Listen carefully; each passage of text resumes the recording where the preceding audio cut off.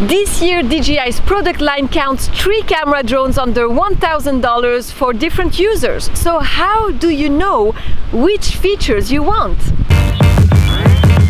Damn.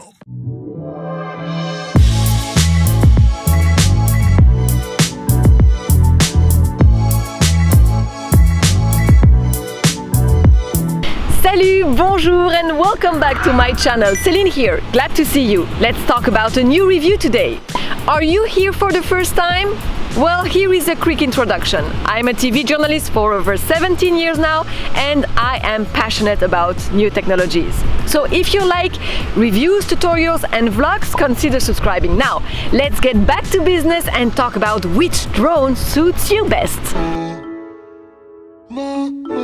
Do you remember last year when the Spark came out? I don't know about you, but I was excited about it.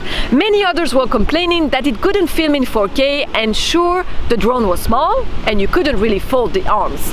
Now that the Mavic Air is out, it solves all of the main issues that people had with the Spark, but the price is still higher than a Spark, and if you want to film in 4K with a good quality drone, would you be willing to sacrifice a couple of hundreds of euros more? So let's see the price first. The Mavic Air is at $799, the Spark is at $399 at the entry level, and for $999 you get the Mavic Pro. The Air is sort of a mashup of the Spark and Pro, but also has new features that you won't find on these older models. That doesn't necessarily mean it's the best option for you. I have tried the Mavic Air, and for the use I have of my drone, the full HD quality is fine with me. Due to being foldable, the Mavic Air sounds far easier to carry around in the side pocket of a rucksack than the Spark. But if you're like me, maniac on keeping your drone clean of scratches, you'll always keep it in a box or a bag.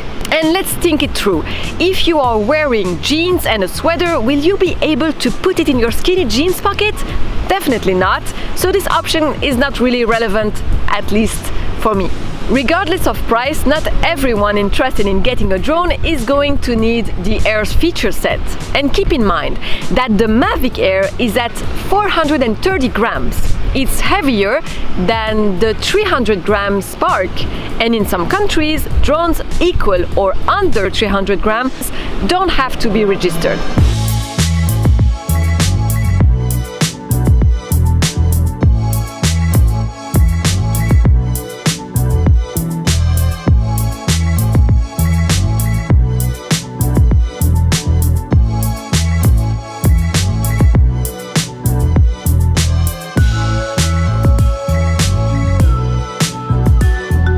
DJI's latest portable drone has an impressive maximum flight time of 21 minutes.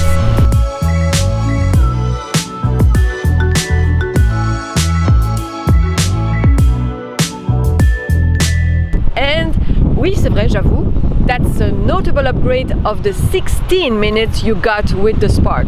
You can fly it further too. Its 4 kilometers remote control transmission range means you can fly it twice as far as the Spark, which has 2 kilometer range. But then again, is it necessary for your use?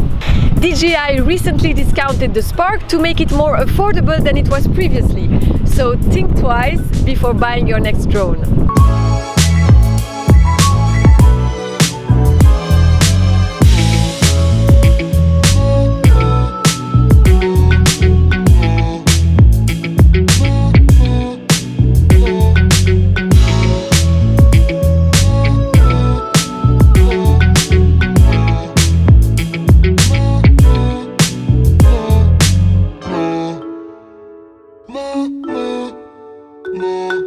I hope you enjoyed and learned something with this video. If you did, please click on the thumbs up button just down below and subscribe to my channel. For you, my friend, who already subscribed, vous êtes super. Merci beaucoup. See you next Monday. Ciao, ciao.